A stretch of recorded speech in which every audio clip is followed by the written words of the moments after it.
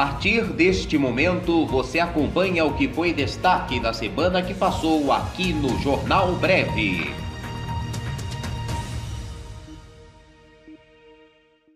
Fachin aponta a escalada do autoritarismo e diz que a eleição de 2022 pode ser comprometida.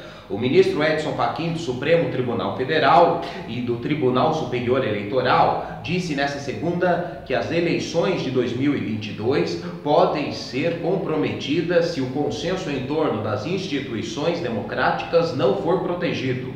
Fachin fez a declaração durante palestra de abertura em um congresso de direito eleitoral online. O magistrado também disse que o Brasil vive uma escalada do autoritarismo após as eleições presidenciais de 2018, que, segundo ele, agravou os males da saúde da democracia. De acordo com ele, a democracia vive uma crise de participação e de engajamento. Para o ministro, o Brasil vive uma recessão democrática. Esses índices, segundo ele, são consequências como questões como as campanhas de desinformação e disseminação de ódio nas redes sociais, das práticas das elites governamentais. A relação entre o Supremo Tribunal Federal e o governo federal tem tido atritos. Em abril deste ano, Bolsonaro disse que a decisão do ministro Alexandre de Moraes, do STF, de suspender a nomeação de Alexandre Ramagem para o comando da Polícia Federal foi política.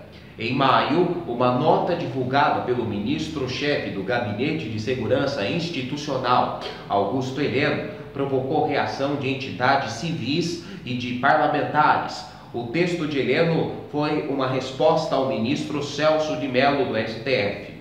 O ministro pediu à Procuradoria-Geral da República para se manifestar sobre um pedido de apreensão do celular de Bolsonaro e de seu filho Carlos Bolsonaro em um pedido de partidos.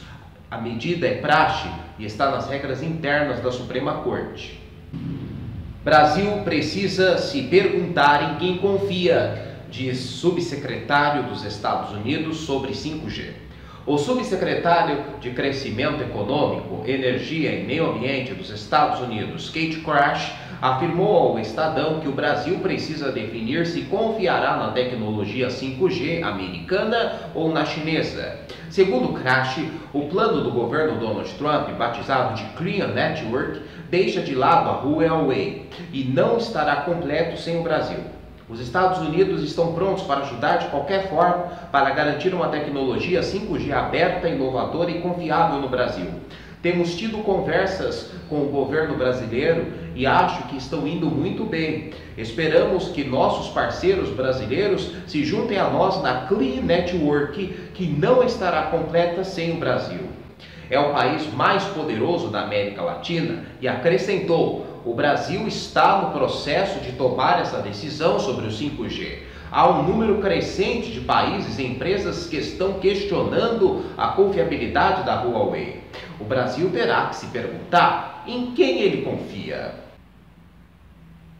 Rei emérito espanhol está nos Emirados Árabes Unidos. O rei emérito da Espanha, Juan Carlos, está nos Emirados Árabes Unidos desde 3 de agosto, disse um porta-voz da Casa Real nesta segunda-feira, confirmando uma reportagem da TV estatal TVE. Juan Carlos disse que deixaria o país para um destino não especificado, que depois que aspectos controversos de sua vida privada vieram à tona.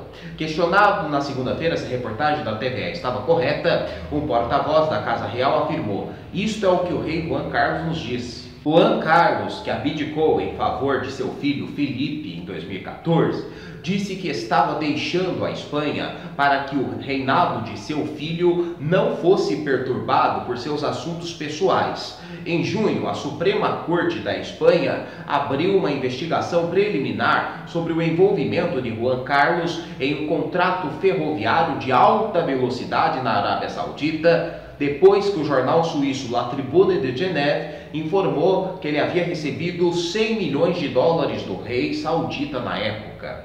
A Suíça também abriu uma investigação. Renda Brasil. Paulo Guedes tenta garantir recursos para o programa. Sob pressão de auxiliares do presidente Jair Bolsonaro, o ministro da Economia, Paulo Guedes, tem o seu destino no governo ligado à resposta que a equipe econômica dará ao Renda Brasil, programa social do governo que substituirá o auxílio emergencial de R$ 600. De acordo com a percepção de fontes que acompanham as negociações, se for bem sucedido e conseguir abrir espaço no teto de gastos para garantir recursos ao Renda Brasil, Paulo Guedes pode ganhar fôlego e superar esse momento considerado mais difícil para a equipe econômica desde o início do governo. Em declaração à CNN, o presidente Bolsonaro afirmou que a saída de Guedes nunca foi cogitada. Em entrevistas a jornalistas na frente do ministério, o ministro Paulo Guedes afirmou que não teve nenhum ato que sugerisse que ele não devesse confiar no presidente. Existe muita confiança do presidente em mim e minha no presidente, afirmou o ministro,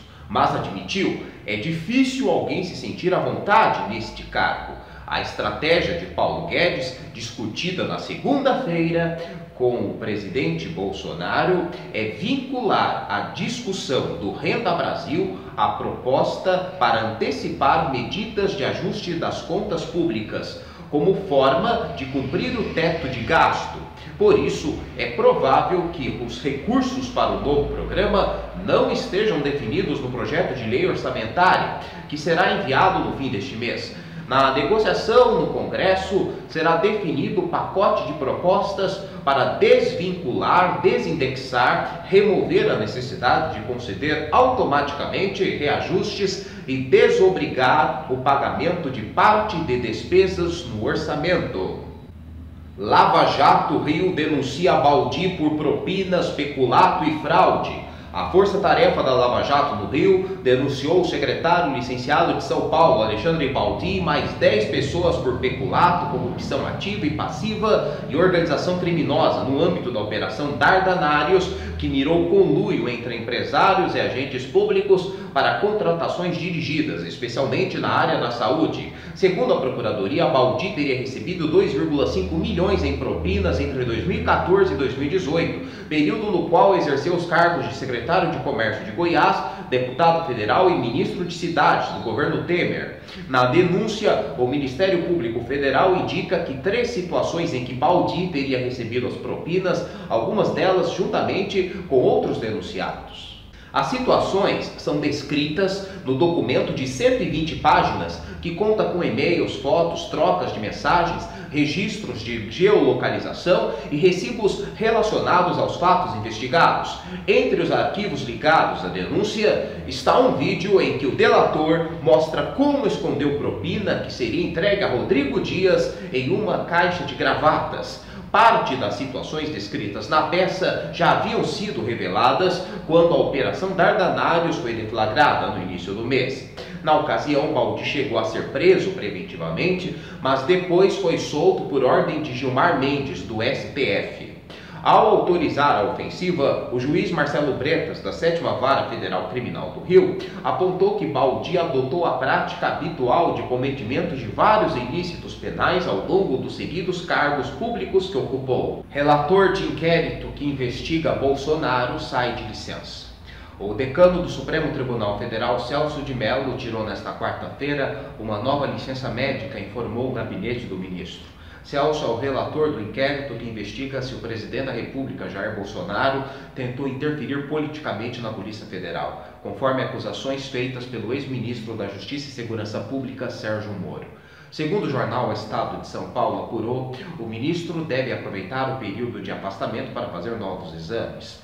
Celso de Mello se afastou das atividades da corte em janeiro deste ano por conta de uma cirurgia médica no quadril e acabou depois internado em razão de um quadro infeccioso. No final de março, o decano se submeteu ao teste para o novo coronavírus após ter contato com o infectologista Davi Wipp durante internação em São Paulo. Segundo o jornal O Estado de São Paulo apurou, o resultado do exame do Celso de Mello levou 10 dias para ficar pronto e voltou negativo. Bolsonaro confirma prorrogação do auxílio emergencial até dezembro.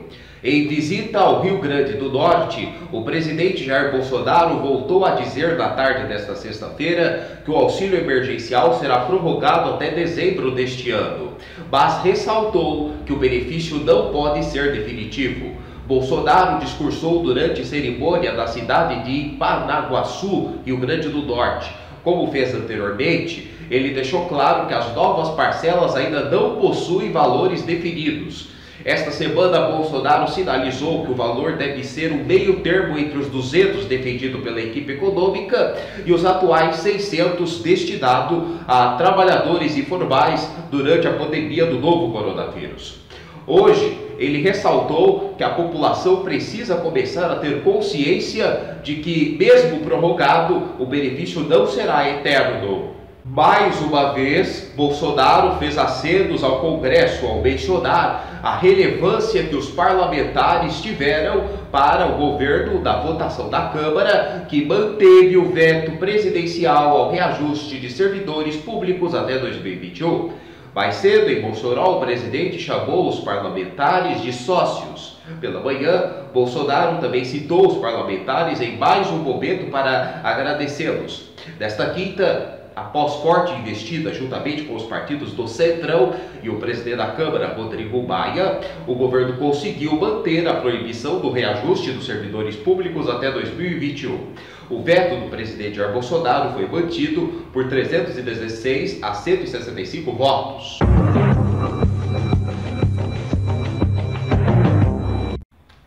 O governo de São Paulo dá autonomia a municípios para seguir plano de volta às aulas. O vice-governador Rodrigo Garcia confirmou nesta quarta-feira que as 645 prefeituras de São Paulo terão autonomia para decidir se vão ou não acompanhar o cronograma previsto pelo Estado para o retorno presencial às aulas nas redes pública e privada. A previsão é que as escolas possam reabrir parcialmente para as aulas de recuperação a partir de 8 de setembro. A Secretaria de Estado da Educação autorizou a abertura gradual das escolas nas cidades que estão na fase amarela do Plano São Paulo em duas datas distintas. A partir do dia 8 de setembro, a retomada atenderia apenas alunos com mais dificuldade de aprendizado em atividades de reforço.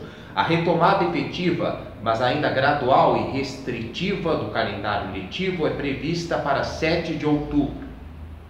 Mas o secretário de Educação, Rosieli Soares, destacou que os prefeitos podem criar calendários próprios e planos mais restritivos com base nos dados epidemiológicos regionais. Se uma eventual decisão municipal diferir do calendário proposto pelo Estado, a medida local valerá para todas as escolas públicas e privadas daquela cidade. Para retomar atividades presenciais a partir de 8 de setembro, as escolas devem estar em regiões que estão há 28 dias na fase amarela do Plano São Paulo. As unidades podem receber alunos para aulas de reforço, recuperação e atividades opcionais. Nesta primeira etapa, na educação infantil e nos anos iniciais do ensino fundamental, o limite máximo é de até 35% dos alunos em atividades presenciais. Para os anos finais do ensino fundamental e ensino médio, o limite máximo é de 20%. Diretor do Butantan prevê casos de Covid-19 no Brasil até 2021 e acredita que vacinação deve excluir quem já teve a doença. O diretor do Instituto Butantan, Dimas Covas, também acredita que, uma vez liberada a vacina, o Programa Nacional irá aplicar metodologia similar à da imunização contra a gripe e deverá inicialmente excluir quem já teve a doença ou contato com o vírus. O Instituto Butantan é parceiro de um laboratório para a produção da Coronavac, vacina chinesa contra o coronavírus, que está em fase final de testes. A previsão é de que o Instituto receba até o final do ano 15 milhões de doses. Além das doses já prontas, o Instituto também receberá material para poder dar início ao processo de produção da vacina localmente. Covas acredita que, com as doses suficientes, a campanha de vacinação possa ser concluída até a metade do próximo ano. Em entrevista à Rádio CBN na manhã desta quarta, o governador de São Paulo, João Dória, PSDB, disse que enviou ao Ministério da Saúde um pedido de investimento de R$1 bilhão para a produção da vacina chinesa.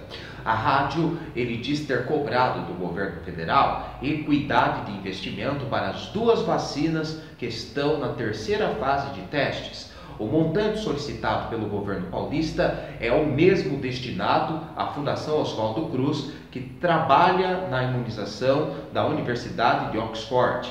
Diagnosticado com coronavírus na semana passada, Dória permanece assintomático e cumpre agenda de compromissos em isolamento doméstico. O OMS vê Brasil com tendência de estabilidade ou baixa da pandemia da Covid. O comando da OMS avaliou que o Brasil mostra um quadro de estabilidade ou baixa da pandemia da Covid-19, mas alertou durante entrevista coletiva para os desafios ainda enfrentados pelo país. Diretor executivo da OMS, Michael Ryan, notou que a situação brasileira se estabilizou em termos de casos semanais, mas ainda está em nível elevado em cerca de 60 mil diários, com número também alto de mortes a cada dia. Ryan afirmou que em várias áreas do Brasil existe uma clara tendência de baixa dos novos casos da doença, mas ainda existem regiões nas quais ela é muito prevalente. O diretor enfatizou que agora é importante o país atuar para reduzir essa tendência.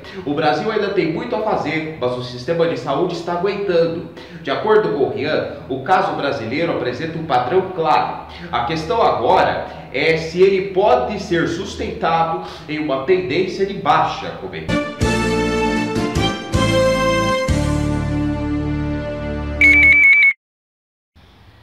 11 partidos estão aptos a receber fundo eleitoral, informa a TSE. Apenas 11 dos 33 partidos políticos registrados no TSE cumpriram, até o momento, todas as exigências previstas na legislação e foram habilitados a receber recursos do fundo eleitoral para as eleições de 2020. Dos 2,03 bilhões que estão sendo disponibilizados pelo Tesouro Nacional, 797,6 bilhões terão destino para essas legendas, o que corresponde a 39,2% do valor total. O Novo e o PRTB, que teriam direito, abriram mão das verbas para as eleições por decisão interna das legendas. Segundo o TSE, os recursos são liberados às legendas somente após a definição dos critérios para sua distribuição, que devem ser aprovados pela maioria absoluta dos membros dos diretórios nacionais de cada agremiação e posteriormente informados e certificados pelo tribunal. Segundo o TSE, os partidos autorizados a receber são PSL 199,4 milhões, PSD 138,8 milhões, PSDB 130,4 milhões, PL 117,6 milhões, PTB 46,6 milhões, Solidariedade 46 milhões, Patriota 35,1 milhões, PSC 33,2 milhões, Rede 28,4 milhões, PV 20,4 milhões, PMB 1,2 milhão. Partidos aguardando autorização: PP 140,6 milhões, Republicanos 100,6 milhões, DEM 120,8 milhões e DC 4 milhões. Após o envio dos documentos, cabe à presidência da Corte certificar que as petições dos partidos contêm todos os requisitos exigidos para a liberação do fundo, determinar a transferência dos recursos às contas bancárias informadas pelas legendas e publicar os critérios fixados pelos partidos, informou o TSE. Entre os critérios de distribuição do fundo está a obrigação de aplicação mínima de 30% do total recebido para o custeio da campanha eleitoral, das candidatas, do partido ou da coligação. Os valores absolutos e os percentuais desse custeio devem ser amplamente divulgados pelos partidos de forma a permitir o controle da Justiça Eleitoral. Eleições 2020. Russomano e Covas lideram pesquisa para a Prefeitura de São Paulo. O BAN de Eleições divulgou a pesquisa eleitoral para as próximas eleições municipais em São Paulo, de acordo com o levantamento do Instituto Paraná Pesquisas. Celso Russomano, do Republicanos, tem 24,8%. Bruno Covas, do PSDB, tem 23,8%. Márcio França, do PSB, tem 9,5%. Guilherme Boulos, do PSOL, tem 6,7%. Andréa Matarazzo, do PSD, 3%. Gilmar Tato, do PT, 2,9%. Arthur Duval, do Patriotas, 2,4%. Levi Fidelix, do PRTB, com 2,1%. Joyce Hasselmann, do PSL, 1,5%. Vera Lúcia, do PSTU, 1,5%. Orlando Silva, do PCdoB, 1,1%. Felipe Sabará, do Novo, e Marcos da Costa, do PTB, não pontuaram. A pesquisa Registro TSE São Paulo 01020 de 2020 foi feita entre 15 a 19 de agosto com 1.100 entrevistas com eleitores paulistanos. A margem de erro é de 3 pontos para mais ou para menos. O diretor-presidente do Paraná Pesquisas, Murilo Hidalgo, avalia que os levantamentos deste período costumam resultar em destaque aos nomes mais conhecidos dos eleitores. Ao mesmo tempo, esses nomes são os que apresentam o maior índice de rejeição, o que abre uma chance para novas candidaturas. A pandemia vai nos mostrar uma eleição que ainda ninguém sabe como será. Provavelmente não teremos corpo a corpo. A força das mídias sociais, da TV e do rádio terá mais importância do que em outras campanhas, avalia. Você acompanhou o que foi destaque da semana que passou aqui no Jornal Breve.